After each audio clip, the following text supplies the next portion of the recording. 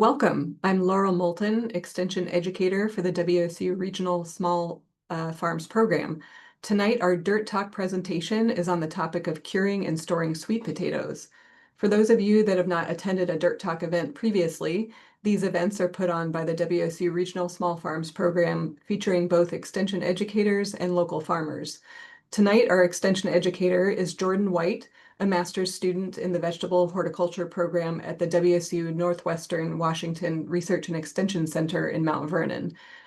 She will be joined by 2 or 3 farmers, and I'll let her introduce those at the end of her presentation.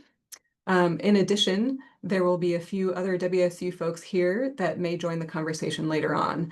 Those folks are Dr. Carol Miles, head of the Vegetable Research Program at the Mount Vernon Research Center, and Laura Schulz, a PhD student also working at the Research Center.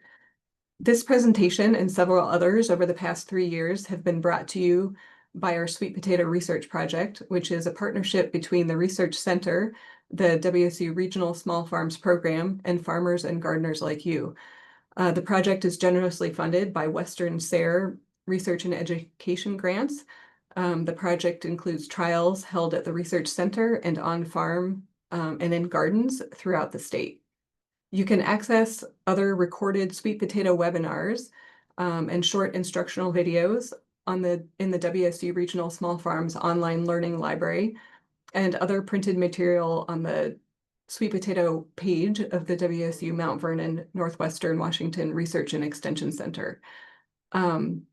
Those links, I'll put those in the chat box, but also those will come later in a follow-up email after this event. Before I turn it over to Jordan, here are some housekeeping requests. Please keep yourself muted. Put your questions in the chat box so you don't forget them. We'll probably hold them until the end. We welcome all of you who are attending to contribute your feedback and observations if you're growing sweet potatoes. All of us are in different locations, so it's interesting to hear what works for you and what doesn't. We will be sending out a follow-up email on Wednesday or Thursday with links to all of the resources discussed today and an event evaluation, which we would greatly appreciate you filling out for us. Feedback from farmers and gardeners is what makes our programming work. So with that, I'm going to turn it over to Jordan. Thank you. Thank you, Laurel. I'm excited to talk about sweet potatoes to you all. If you don't know, this meeting and this workshop was really formed on the request of farmers in our farm trials. This is about the 3rd year of our farm trials, and this year we're in 17 counties, and that's mostly in Western Washington, but we have some in Eastern Washington and even a couple in Oregon. So here you can see we have 70 trials, and the more purple they are, there's the more trials in that county, and that star is where our research station is located out in Mount Vernon. So most of the data I'm presenting, you'll see a couple graphs, is coming from there. But again, this workshop was formed on the request because we've heard feedback from growers saying they're struggling with curing or they don't know how to cure. So we're here to answer your questions, and keep in mind, if you have anything going forward with sweet potatoes, just let us know and we can always organize something because we're here to make sure you can grow them successfully. To start, why do we cure sweet potatoes and why is it so important? In Western Washington, curing is pretty much an essential process. In other parts of the world, much warmer areas, you can get away with it with the natural conditions, but we're just too cool here. So we have to kind of intervene in the sweet potato life stage and make it so it doesn't rot away on us and it has a longer storage life. So curing is a post-harvest process. It heals wounds on sweet potatoes, it enhances flavor, it gives sweet potatoes that sweet taste, and it dramatically increases the storage life.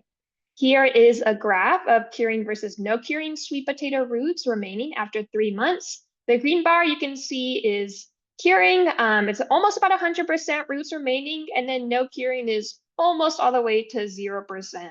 So curing is essential. Without curing, sweet potatoes only have a shelf life of a few weeks. They're highly perishable. But with curing, you can even have up to more than 12 months. And I've seen some publications say they keep sweet potato roots for more than 18 months, which we don't do here because we're harvesting sweet potatoes each year and we don't really have the storage for that. But we do still have some sweet potatoes from the harvest last year in October, and if they were cured, they're pretty much still remaining almost 100%, and no curing, again, they're now all rotted. So it's very essential for our climate. Now, curing is basically the sweet potato after harvest is still metabolically active. It's actively respiring, and that creates kind of a set skin that we'll call it. And it makes it so the root isn't as fragile, you could say, and it increases the storage life. And that really is a protective cork layer forming over the root surface, and that hardens the skin. And if you have any wounds on the sweet potatoes, maybe it was like cut in half or there was just skin slippage, a barrier forms under the dead cells at that wound area, and that reduces moisture loss. It protects against microbial infection, protecting them against pathogens, and it heals wounds so you can have more sweet potatoes to sell and they're just not a loss.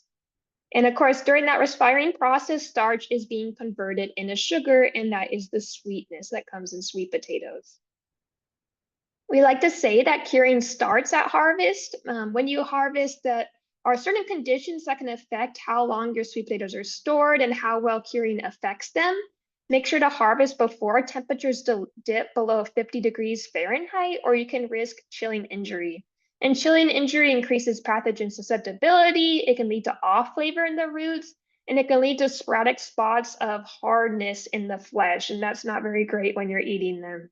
Now, chilling injury doesn't usually present itself right away. It can take days, even weeks for a chilling injury to present itself.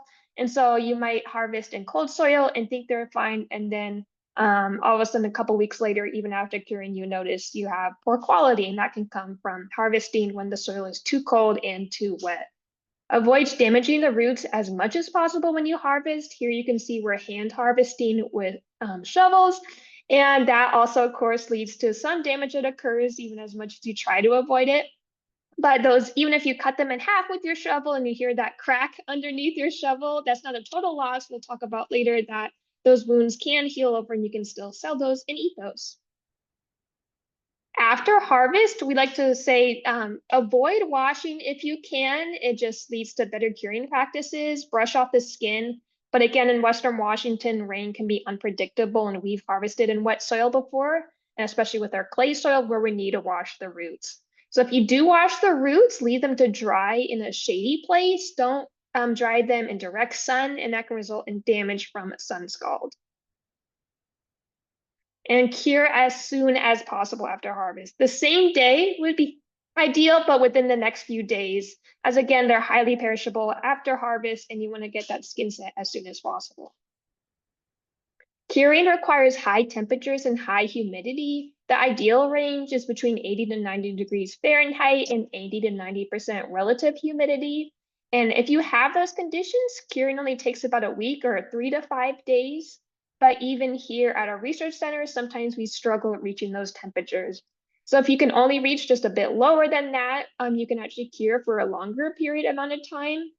So if you can't reach those super high temperatures and high relative humidity, you can still cure. It will just take longer, and you just have to be a bit more patient and check them periodically, which we'll discuss later on how you know when they're done. Keeping roots properly ventilated is pretty important during curing. Again, they're respiring during this process, and they need airflow. You don't need to have too much airflow. They actually don't require that much. So if you're in a larger space, airflow and ventilation may not be as important, but if you're curing them in a small closet or a small room, make sure you periodically increase and add fresh air to that. Don't let moisture accumulate on the roots or in the curing setup on the walls and ceiling. If you see any visible moisture, that's a sign that there isn't enough airflow, or even if there's too much. We actually used to use a fan in our curing setup, and we found that it cooled the air enough where moisture would accumulate on the roots. And we actually removed that fan. You'll see in a couple of our pictures later on. And so we just think that if we open and close the room of our curing room, that's pretty much enough air for them. Again, they don't need that much, so keep an eye on your curing conditions. If you have too much moisture, even if you make sure you have the right conditions, you can place craft paper on top of the roots to absorb moisture. Here you can see we haven't completely filled our crates. That's one to reduce any injury that can happen if we stack them and they're overfilled. but also just to make sure all the roots are receiving enough air. There's a couple different ways you can reach the humidity and temperature needed for curing. You can use a room heater, a space heater, or put them in a warm place, like a warm place in your house or a greenhouse if you have it. And we usually can reach humidity through a humidifier or putting trays of water, especially if you have a small area. And curing area doesn't have to be dark like potatoes. It won't cause toxicity in the skin. They're not related to potatoes, so they can still be in light like a greenhouse or even on a sunny windowsill. And make sure that you're monitoring your roots during the curing process, that they're all receiving enough airflow and temperature throughout evenly. If you smell a really sweet smell in your curing room, like someone's baking roots, it might be because they're actually baking and they might be too close to a heat source. That has happened to us a year or two ago. So make sure to check on your roots. Don't put them too close to the space heater. You can see in our picture here, there's about a foot or two between the space heater and the roots. Here is a curing setup here at the research center. We have a room, and even though there may be a fan in there, we're not using that anymore. But there is a space heater and a humidifier. The roots are, the crates are not filled all the way with the roots, and they're on pallets, and there's enough airflow just for us walking in and out of the room, putting in fresh air that they receive enough ventilation. Here is an old setup we used at the research center. It is in a greenhouse, so warm, sunny, and high humidity. And this was in a misting chamber set up with PVC pipes that was converted to this. It has greenhouse plastic on top, and you can't see it, but there is a tray of water within, and then craft paper on top of the crates to absorb the moisture. And if you're interested in this setup, we actually published a worksheet on our tea page on the WC Vegetable website. So look for that, and I'll have a QR code to our website at the end of this presentation if you want to find out how to build this PVC structure for yourself. Here is a photo from Doris Olivers, who's a small grower. She set up a curing setup in her closet. So a small space, and she had a little heater there to monitoring the temperature there and trays of water. And that worked well for the small amount of roots she was growing. So you can definitely be flexible with how you cure your sweet potatoes, find out what works best for your setup in your growing situation. You can find out when your sweet potatoes are finished harvesting by a couple of different ways. If you have any sweet potatoes that were cut in half, the wounds will heal over. The picture here is a sweet potato that was freshly harvested, and you can see the orange flesh is very visible. It's a fresh wound. And then here is a sweet potato that has been cured for a couple months, and you can no longer see the orange flesh because it has calloused over. So if you touch that, it wouldn't be soft, it wouldn't be fleshy. It's a hard calloused over wound. Sweet potatoes right after harvest are easily skinned. If you rub your thumb on the root, the skin will easily slip off like in this photo. And after curing, the flesh will be firm and the skin will not easily come off. The roots will also be sweet after curing, again, because they're converting starches to sugars. We can measure that using bricks, which is measuring the soluble sugars content. And here's us taking the samples of that. And then here, for example, is the bricks over time. So you can see this is about a 2-week period. And the sweet potato sugar values or bricks values is increasing over that curing duration dramatically. And that's making them taste sweet. We do have some farmers who, rather than using bricks, you can easily just taste roots throughout the curing process, and you can noticeably taste that difference. So when they're pretty sweet, you can say, okay, curing has done its job once you meet all these little bullet points. After you've figured out that your sweet potatoes are done curing, well, they're going to store them. So you're going to lower the temperature and slightly lower the humidity, but we still encourage a high humidity. So about 55 to 60 degrees Fahrenheit is ideal for storage them. You can even just keep them somewhere in your home. Room temperature should be fine. If it goes above 60 degrees Fahrenheit, there can be increased sprouting like you see in this picture here. And below 55 degrees Fahrenheit, it can still have chilling injury. And again, you can store these roots for more than 12 months if you have the right conditions. Sanitation is pretty important. Even if you cure and you prevent a large amount of pathogens or microbial infections from a curing, there can still happen during the storage process. They are still alive plants, and though you can slow down the post-harvest decay, eventually there will be some rot. But to prevent that as much as possible, sanitize your packing, sorting, curing, and storage equipment areas, anything that will touch the sweet potatoes, basically. Or you can see our curing setup. So after we were done with our sweet potatoes for the year, right before harvest, we swept, we sprayed these down, we wiped down the pallets, I guess I would say, and made sure it was all clean for the next sweet potatoes that are coming in from the field. Rot can occur during storage, especially from roots with large wounds and bruises or crushing wounds. Those are more susceptible.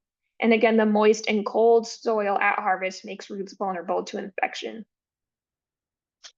If you have any roots that are showing signs of rot, remove them as soon as possible. So hopefully they won't spread to more roots. So again, checking your roots periodically is always a good idea.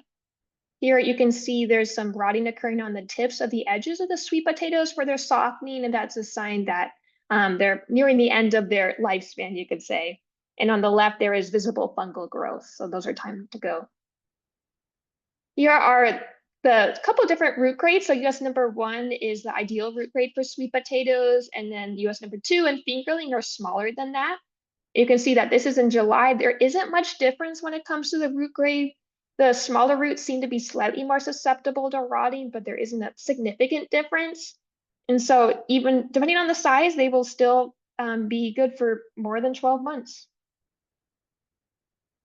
That's all I have for what we've conducted at Mount Vernon. If you are on the Olympic Peninsula, you can contact Laura Moulton at this email, but elsewhere you can contact me or Laura. Here we have our QR code for our website and then also our sweet potato link here. And if you go to vegetables.wcu.edu, there should be a T page where you can find the link to the PVC structure. We do have multiple growing guides out there, and we have one specifically on curing and storage. So if you want to reference throughout the year, or especially near harvest, make sure to look at that, as we have in the information that was covered today, along with other growing guides, such as growing practices, varietal selection, and so on. So I'd love to take any questions you guys had from my presentation, and then after that, we'll move on to farmer discussion. See if there's any in the chat.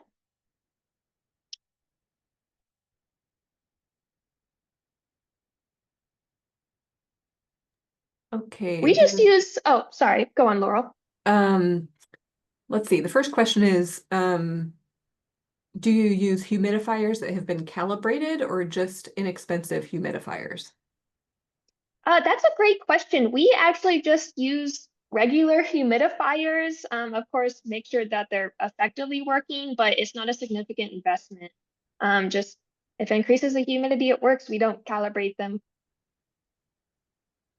Okay, next question is, what do you use to sanitize the curing room? That is a great question. I actually have that written down right here. Sorry, it is Oxidate. We use it because it's organic, and so that works for our setups. And we just spray that down in our setup. Okay. Next question, what hacks have people used to create consistent 55 to 60 degree room for storing sweet potatoes and other vegetables for that matter? Oh, that's a great question. We'll have some of our farmers talk more on the ways they've done that at our their respective growing places. For us, honestly, we just have a well-insulated room, and that seems to work well for them. Again, we do have some, I think Carol's even been keeping some caramels in her office and in her cupboard for a long time, and room temperature seems to be working fine for her. I don't think she's seen a difference in taste so far, but you could correct me if I'm wrong. That's a new take on the snack closet in the office. Yeah. I will say they're right behind me. I don't know if you can see them, but there they are. There you go. What else is in that closet? Okay, let's see. What are you using to measure the humidity? Oh, we just have a humidity sensor. I don't know if I remember the exact name. Laura, do you know what the exact device is? I think it's called a Hobo. I think that's the brand. It's just a pretty small and pretty cheap humidity and temperature sensor. So we use that, and then we can just double check. But I also think it's important to note we actually don't usually meet the temperature requirements in our own setups. And that kind of leads to the next question. Yes. Let's see. If you can't get up to 80 to 90 degrees and 80 to 90% humidity, how high of both of those are good enough? I would say as close as you can get to them. 70 to 80 and specifically 80 would be ideal, or you can correct me because she's been monitoring the temperatures more closely. But again, I would say 70. Yeah, get 70, to at yeah. least 70. Yeah, I don't think below that it might not be as effective. They'd have a shorter shelf life if they are successful at curing. But again, we have growers who cure for 2 weeks, even up to 3 weeks, and it works. It just takes much longer. Okay. How careful do you need to be at harvest to avoid sun scald? Is 15 to 20 minute sun exposure okay, or should we treat it like garlic, which is no more than 5 to 10 minutes? Yes, 15 to 20 minutes is totally fine. We do that during harvest as well when we're moving the sweet potatoes in and out after harvest to and from the curing room. That's totally fine. I would not leave it. Probably more than an hour is the max, I would say, especially depending on the intensity of the sunlight. If it's a overcast day, you can probably leave it for longer, but if it's intense direct sun, I would get them in shade or inside as soon as possible. Okay, that's all the questions for now. Oh, looks like there's one more. One more. Okay. If you keep them in a greenhouse and the temp drops overnight, is that a problem as long as it doesn't get below 50? That's a good question. That is a good question. I would say that could be of concern. We recommend not getting below 55, and I think 60 might even be pretty cold. But that's a good question. I think that's kind of getting at other things cure well in a greenhouse that's not heated, but sweet potatoes probably won't. Yeah, yeah. Okay, carry on. Awesome. Well, next we are going to have Jules of Headlands Farm talk about their experience with curing sweet potatoes and what's worked for them, what hasn't, and lessons they've learned. And Jules, do you want me to share the slides or do you want you to? Could you do it because I'm a Yes, Luddite and I don't have it on this I computer? can. Here's my little title slide for you. Oh, thanks. But just let me know when to, I have the pictures here, just let me know when to click to the next one. Let's see. Jordan asked me if I would share what we're doing. We're a trial farm not very far from WSU Northwest Rec. And we've also kind of been the trial farm that is really happy to take any extra sweet potato slips they have. So we end up kind of with a largish trial. We also are growing a lot that we bought this year. This is our second year growing sweet potatoes. We've got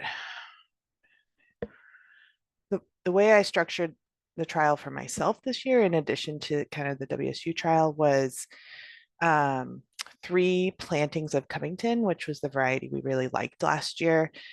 It was much more uniform. We had higher grade, even though they weren't always the largest. And so I got sweet potato slips from 3 places, one from Steel Plant Company, one from Johnny Select Seed, and one from WSU. And so I have 3 planting dates. And for us, our interest is how, if I planted them earlier, will I get them out of the ground earlier? Or do they kind of just all blur together at the end? Because we want to sell them like in October and not in November. If we sell them in October, we're selling them through our retail outlet at a much better price. If we sell them in November, then we're into more of a wholesale outlet. And that's where we're competing with, like the grades, the standard grades and larger wholesale kind of world. And I think we'll have a little less forgiveness for slightly ugly roots. Let's see, this year we're growing about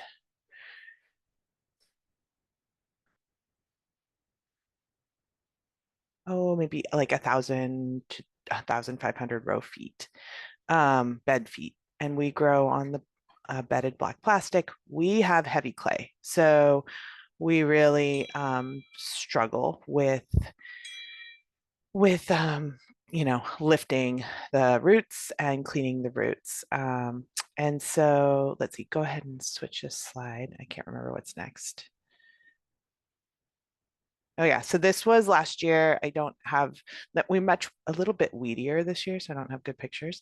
But this is, you can't see the black plastic at all at this point. They met, the vines met, which was really great, and they created this canopy. Last year we dug by hand, and it was really, really painful. We have a king of spades, which is a steel shank shovel, and some forks, and it took pretty much like everybody's strength to get them out of the ground because they were pretty deep in there. They were very large, and they just didn't want to release. Go ahead.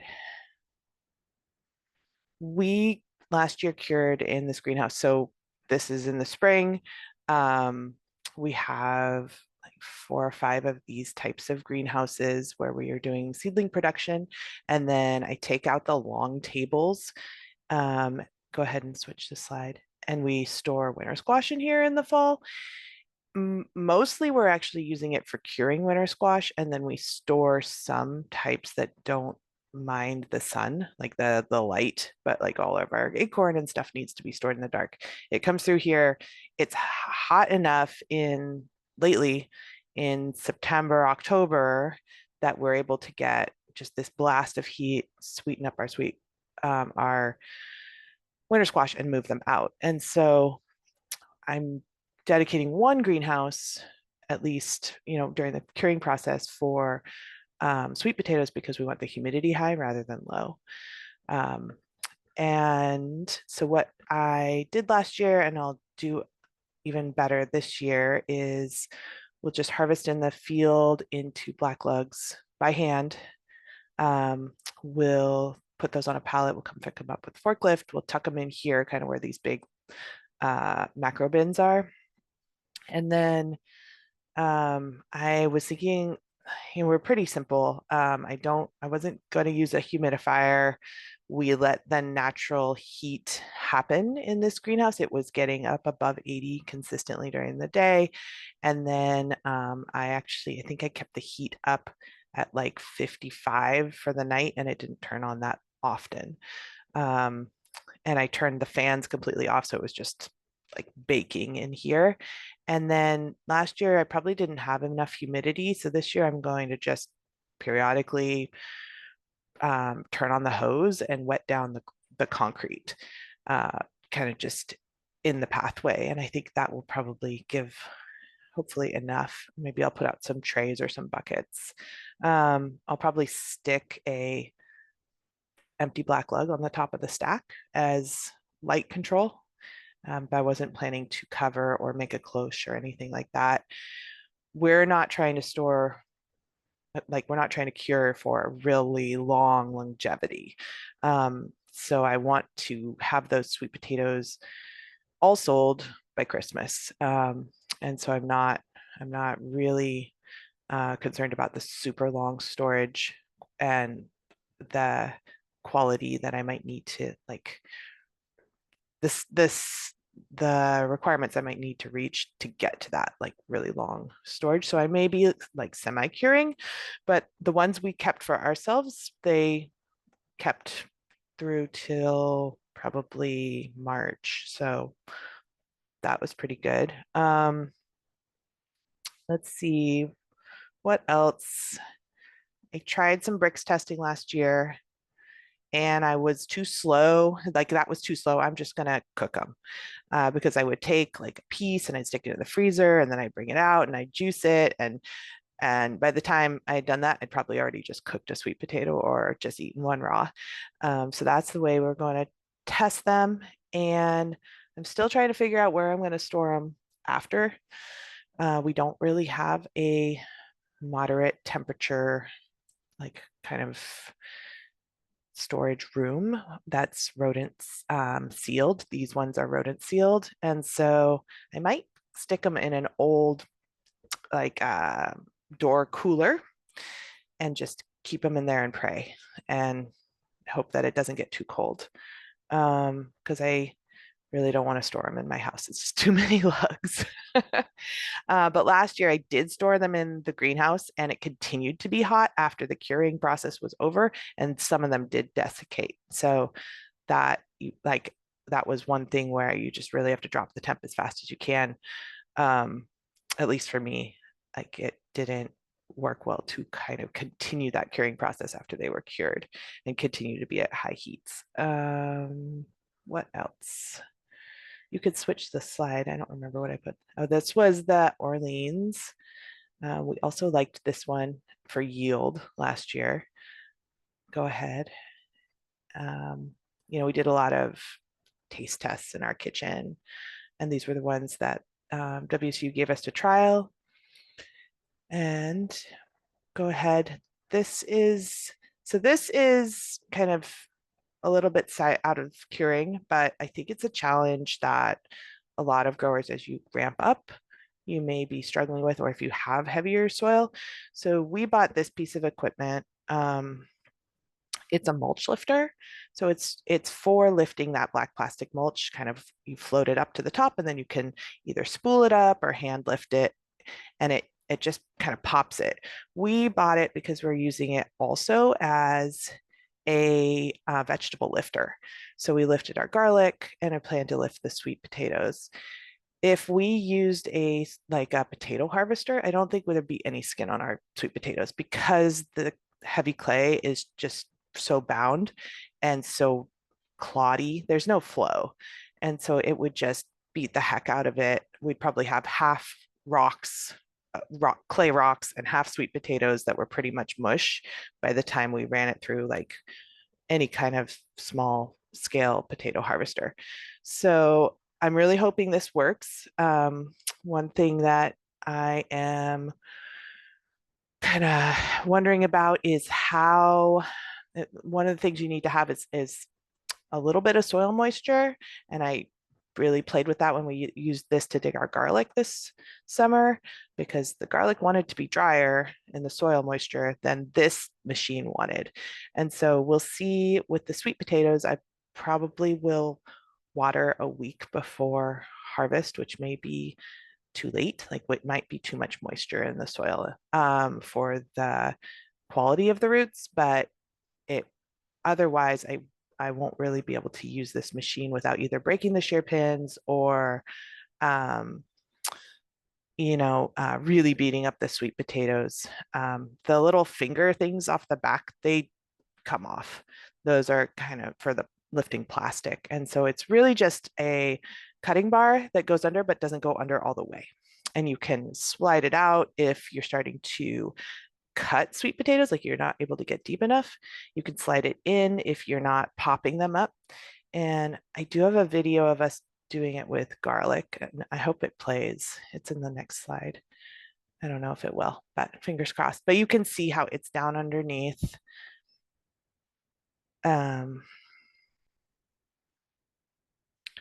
And it's a little choppy, but it's just lifting everything up. And then we were able to come along and pick the garlic up by hand, which would be absolutely impossible without this machine.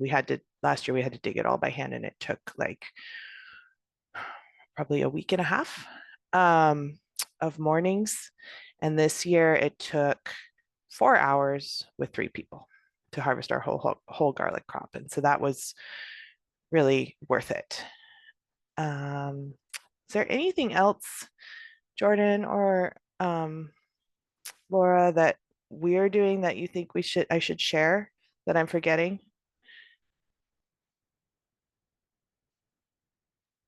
Nothing on the top of my head. I think that covered a lot. Okay, yeah, we're definitely this year our plants are maybe a little smaller. We'll see.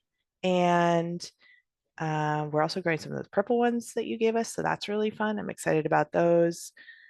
We do have a number 2 market, which is really great, like a seconds market, because otherwise I don't think I don't know if I'd continue growing them if I didn't have a pretty reliable seconds market, because I would struggle to like get enough economic value out of it, because we did have a lot of damage to roots. And we did not find that we were able to cure any that had been cut in half. So those all kind of got really funky and rotted. They did develop like a skin, but then it turned very white, and then it turned very corky, and then that corkiness went further in. What else? I think that's all I've got. I'll try and take good pictures when we're doing the harvest, and videos and storage of it, pictures, and send them to you.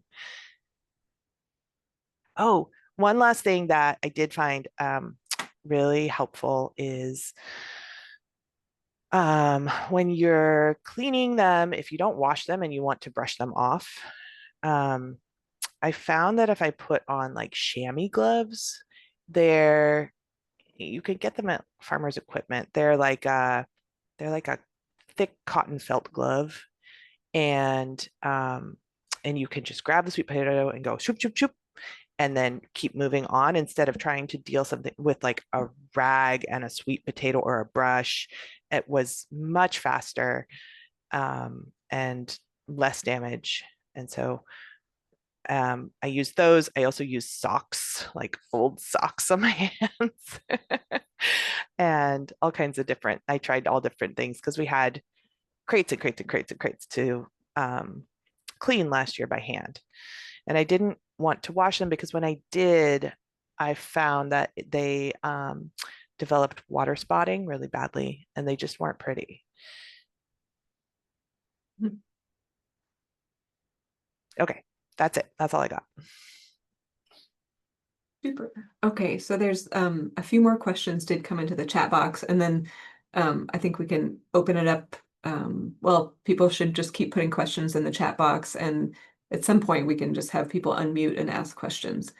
So I'm gonna present these in kind of a different order than they are here.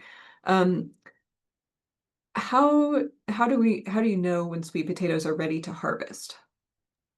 That is a great question. It can be pretty tricky. So sweet potatoes are actually a perennial in their native habitat in warmer areas. So there's not a really good harvest indicator. We have been working on doing growing degree days correlation to sweet potatoes. So last year we did some test harvests about 6 times in the season and saw what the growing degree day values were for each harvest and what the yield was. And we're hoping to, with our data this year, we're going to be publishing that and giving recommendations on what yield you can expect at different growing degree days. And so you can figure out what yield you're looking for, what date would work for you, depending on your climate. People are all over on the Pacific Northwest and even in Eastern Washington. And we're hoping that'll make it easier for everyone in their specific climates to be able to see when to harvest. So right now, honestly, depending, especially if you're in the Pacific Northwest where it's cooler, going as long as you can is what we found. If you're in warmer areas, there might be a point where the roots get too large, especially if you're selling to markets, they might be too much to handle. But if you're in the Pacific Northwest, especially in the peninsula or where we're at near Mount Vernon, just harvesting as long as you can until the rain, waiting until harvest until you can, till the rains hit or the soil gets too cold.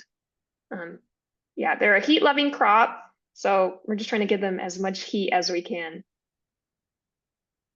Okay, and then there was a clarification question for making sure they get harvested before the temperature drops below 50. Is that for the soil or the air temperature?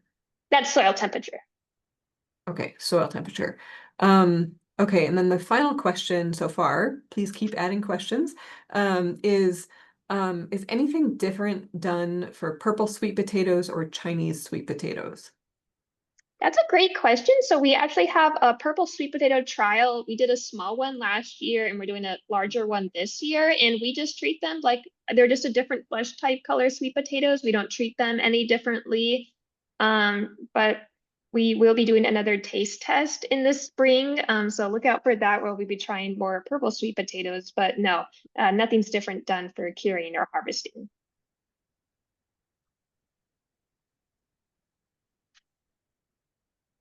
All right. Now, questions? Awesome. So we have another farmer who I think is here. Please correct me if I'm wrong. Along Hearing Farm, if you're present. Potentially. I don't know if we have them here tonight. No, I don't see anyone. Well, we also did have potentially around the table farm, but if they're not here, we're just gonna open it up to discussion. So if either of you here, let me know. Well, I don't think I saw either of them in the participant list, but they might be under names, different names. While we're waiting, there's one more question. How are farmers watering sweet potatoes? How frequently? What volume? At what point in the season? And how much leaf growth should there be? Oh, a lot of questions. Some of those I don't know on the top of my head. The frequency, we do have what the water content should be for sweet potatoes, depending on your soil type, in our growing guide, that's sweet potato production on our website. I don't know if any of you know off the top of your head, or Carol, Laurel. I think for early on in the season, typically we recommend watering about twice a week for maybe a couple of hours with drip. At this point in the season, probably once a week or every 2 weeks. But I'd be curious if any farmers here are interested in sharing their irrigation experiences. That might be interesting.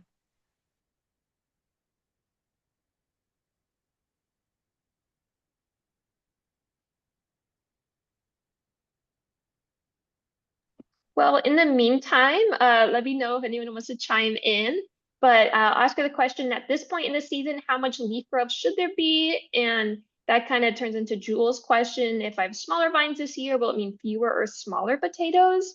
And it really depends on your climate where you're at. Right now, we're getting to the point where we have full canopies on our sweet potatoes here at Mount Vernon. And so I think now is the time when you're going to be seeing some more increased leaf growth and canopy growth. And we have had some growers in the past who have these amazing vines, huge vines, gorgeous leaves. And then when they dig them up, there's actually no roots.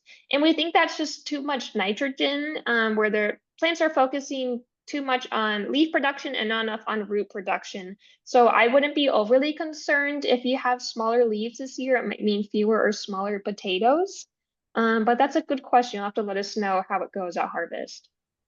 I would also add, so when we think about how much leaf growth to expect, you're probably at your full canopy. At this time in the year, the day length is also encouraged, the shortening day length is also encouraging the plant to switch to root bulking. So wherever it's at, you're pretty unlikely to see new leaf growth. I think our plants typically stop producing new leaves by like the second week of August. So and maybe even right at the beginning of August. So ours have been pretty much done producing new foliage. It's going to depend on your variety, how big the plants should be. But in general, they should be pretty vigorous. So if you saw the photo Jules shared of her fields, that's pretty much what ours look like right now. And maybe if you got my newsletter I sent out last week, you can see what ours look like now. So pretty vigorous growth, pretty full, complete canopies. But if they are smaller, in general, probably that's going to mean lower yields. But as Jordan mentioned, there are exceptions. Occasionally, something is going on with partitioning of carbohydrates, too much to the foliage and too little to the roots. But as a general rule of thumb, small, like really small canopies are going to probably indicate lower root growth. And then we can go to the next question if you want. Someone is growing Japanese sweet potatoes, which I believe means typically the white flesh with maybe like a red skin. I may have planted too late in the season. If I do get some sweet potatoes, is there a different way of curing those Japanese ones? And I think, Jordan, unless you have a different answer, I would say no, probably. At this point, we recommend the same type of curing for all sweet potatoes. If we learn something new in the future, we'll share that. But for now, that's what we do. Okay, there's more questions. Are flowers associated with the potato set like regular potatoes? And there's also a hand raised, so. I'll answer Jules' question first. We don't think they are. I actually haven't considered that before, but I don't believe so. We found that flowering is highly variable depending on what cultivar we're growing. And we even have some flower very early in the season. So I don't think that's correlated with sweet potato root set, but they are nice to look at. And then if that answered your question, Kimberly, do you have a question? For starters, I have something to specify. My name is not Kimberly. That just happens to be what it says on my iPad. It's the way it was set up. There are those who might find that to be funny. All right. I have a small crop this year. This is my first year growing them. I have two different varieties and they're growing side by side. They were planted pretty much at the same time. Should I expect different maturing times? Because there is my understanding there are two different varieties, so I should be expecting this. I mean Do you harvest. know what varieties you have? One is my understanding, both of them were sold commercially. I can Okay. tell you one is a purple variety and the other is more the standard orange. But I honestly thought it was a white variety, but I've been confused about the specifics of that. Okay, if you send us the variety names, even if you find them later, you can email us. We might be able to help more, but some varieties do have later maturity. In general, the purples have later maturity, but as Jordan mentioned, in this area, if you're in like Western Washington, we just don't have enough heat. So we're typically waiting as long as we can for all of our sweet potato varieties. If you were in like a really warm tropical area, then yeah, you might harvest your orange sweet potatoes earlier than your purple sweet potatoes. But in our area, generally we're waiting as long as possible for everything. Thank you. Did you have more to that question or did I answer it? It never specified what type. I bought them commercially at a store and then found that I like them because they're better. It's the most effective thing I have found for helping my energy levels go up. So I wanted to grow more of that variety. Yeah, awesome. So if you bought an orange one at a store, it was probably Covington or Beauregard. Those are the two most common.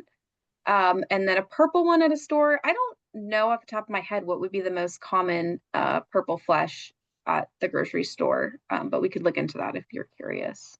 I can say this, I have seen two different commercial varieties and I have what seemed to be the smaller or other type. Okay, interesting. Yeah, it could be. We just started trialing purples in our region, so we don't really have a lot of information on them yet, other than they tend to mature later. That is in line with what with what research I have done. Awesome. Awesome. Looks like we have a couple more questions. We got the question, did you plant the same time we were provided slips? Yes. So we planted just about like 2 or 3 days before we provided slips to everyone else. So we just got all of ours in the ground and then we gave the rest away. So within a few days when we provided them.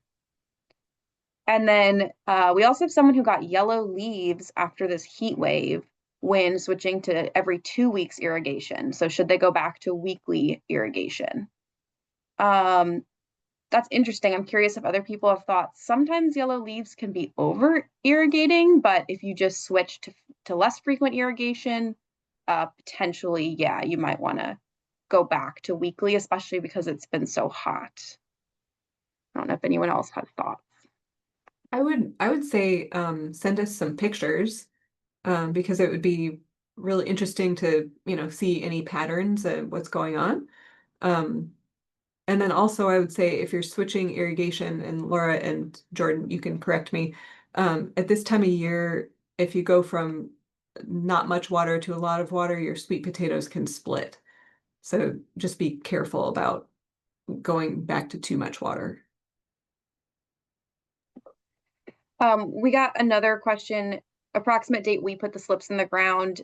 We put our slips in the ground is probably June 1st or 2nd. It would have been a Monday or Tuesday. So whatever that first week of June, we always target the first week of June.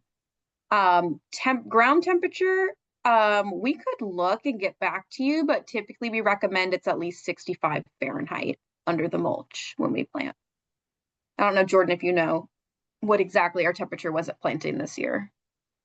Yeah, I don't know the exact, but we can get back to you.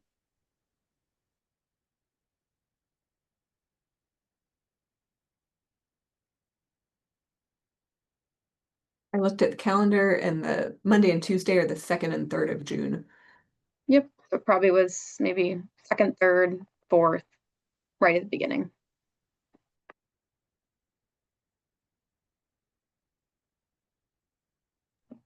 Yep, awesome. And then Jules just shared she planted slips that week as well as 1 and 2 weeks prior, and they all lived. Jules, did you have any learnings so far about your earlier plantings, or like did the vines all look the same for all 3 planting dates at this stage? My earlier planting dates are much larger. Oh, Yeah, wow. you can That's walk awesome. through and be like first, second, third. They all have the same water. 2 of them are in the same field. The other is right next to it. They've all had the same weed management, which this year was like, oh shit, and then cleaned them out, and I need to go back in again. So they got a little suppressed potentially by weeds for a week or 2, but you can really see it. I wasn't sure if I was going to get like death because they were too early. But with that plastic mulch, it really heats up the soil. And we just had a really warm spring. So I don't know that it would always work for sure. And Jules, the earliest planting date that you did was, do you know what it was? I don't have my planting map with me, but it was at least 7 days between. So it was at least 14 days before So first maybe week of May June. 15th, roughly. Yes. Okay, Yeah. I think it was mid-May. maybe like the 15th. Yeah, And then again, about 7 days later, I got my second batch of slips, and then I got them from you. awesome. So, but they Awesome. definitely, yeah, they're much larger, and we'll see if the yield is larger or Yeah. if I can dig them earlier. And that's my goal. Mm. Yeah, that's really exciting. I'm really excited to see your results because we've never done planting date trials. So really exciting to see what happens. It seems really dangerous. And if you're buying in, 500 or 1,000 or Mhm. 1,500 plants, like it's really, yeah, it's kind of sketchy. So Well, we'll Um, see how it goes. we had a farmer participate in the trials last year, and they had ordered slips from a provider which came in the middle of May. And they used black plastic mulch, plus they used low clear plastic tunnels. And I think they harvested early to mid-September, and they had a lot of jumbo sweet potatoes and wished they had harvested earlier. Because even though the jumbo ones are fun, they aren't as marketable. awesome. Well, I will go and check this week. Thank Yeah. you. And it depends where they are on Bainbridge. I think there's kind of a warmer microclimate. So anyway, check it out. Mhm. Awesome. Another question is what date did you harvest last year? So we start the first week of October, and it usually takes us about a week to a week and a half to get all of our trials dug up. I do think it's probably better to air a little bit warmer, like not necessarily earlier than that, but I wouldn't push it too far because there are so many negative effects of harvesting out of cold soil. So typically first week of October tends to be pretty safe in Mount Vernon, but I wouldn't wait much longer than that. Last year, with some of the trials that were out on the peninsula and the Kitsap Peninsula, folks, there was early rain last year, if I remember correctly, and people who had particularly clay soil had more trouble with harvesting, and then they also had some root, I can't remember what they're called, the blisters on the roots, so they're kind of scabby. So if you see a lot of rain coming, that's another thing you might want to move your harvest up.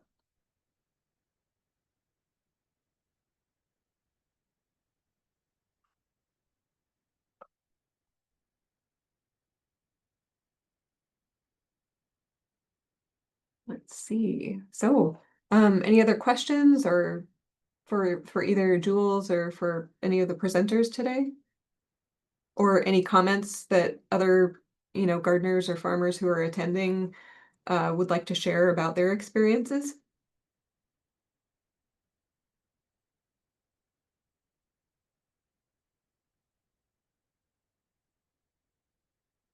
Okay, well, with that, I think we're coming to an end.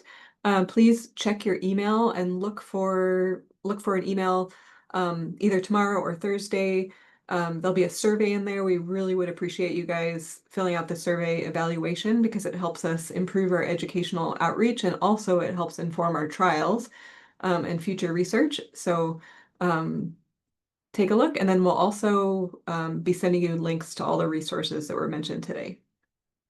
Thank you so much for joining us.